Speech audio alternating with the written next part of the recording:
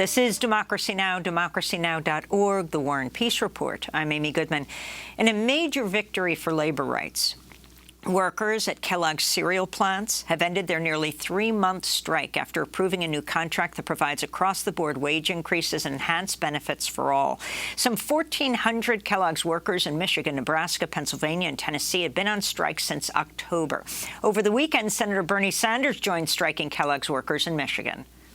In the middle of a pandemic, legitimately, you are heroes and heroines, right? You were feeding America. And it is just outrageous to me that the company responds to your sacrifices by saying, we're taking your jobs to Mexico. We're going to have younger workers coming in at lower wages and benefits while they give their CEO $12 million a year, I guess. One of the most contested issues had been a permanent two-tier system where workers at Kellogg's hired after 2015 were paid less than longer tenured workers. The new 5-year agreement with Kellogg's doesn't include the two-tier system, gives workers a clear path to full-time employment, and provides a significant increase in the pension multiplier. We're joined now by Kevin Bradshaw, president of Local 252G of the Bakery and Confectionery Workers International Union of America. He's in Memphis, Tennessee, a striking Kellogg's worker who's worked for the company for 20 years. Kevin, welcome back to Democracy Now! Can you talk exactly about what you won?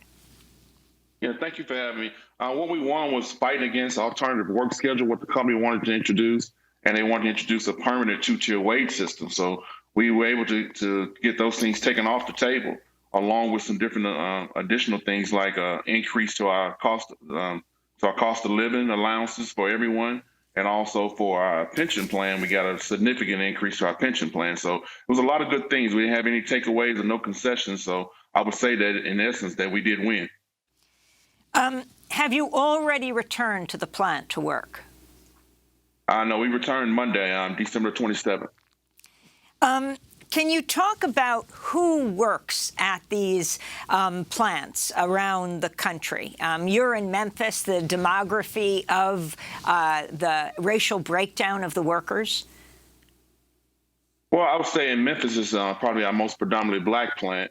The other plants are a little bit more diverse in Omaha and Lancaster and Battle Creek, but Memphis is a predominantly black plant and always has been.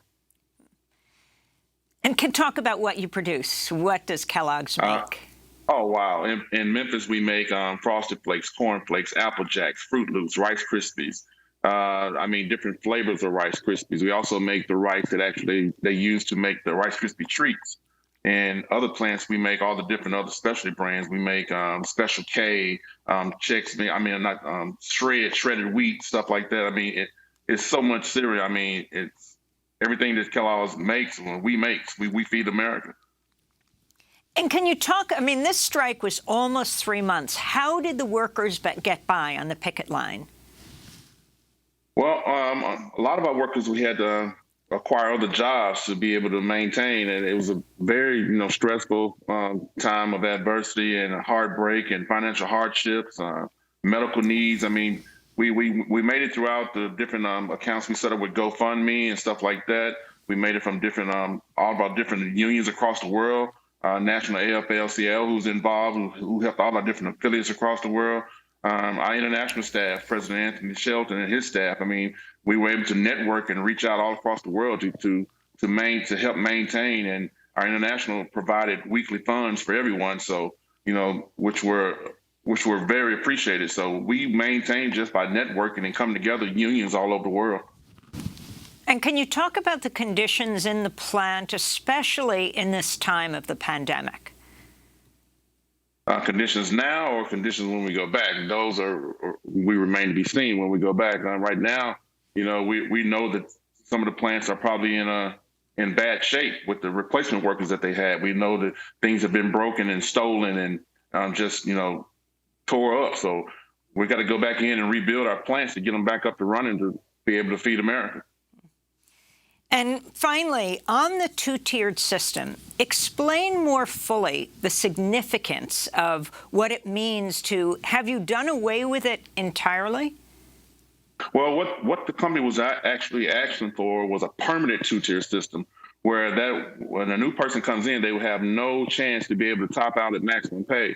So what we were able to come away with was a guaranteed process that would allow them to graduate every year. 3% of the total population at that plant would graduate to what we call a regular legacy full-time employee to receive the same benefits and pension and insurance as myself, as I have. So it's a win for us because there's a clear path to be able to get top pay, what the company was not willing to give us and begin with.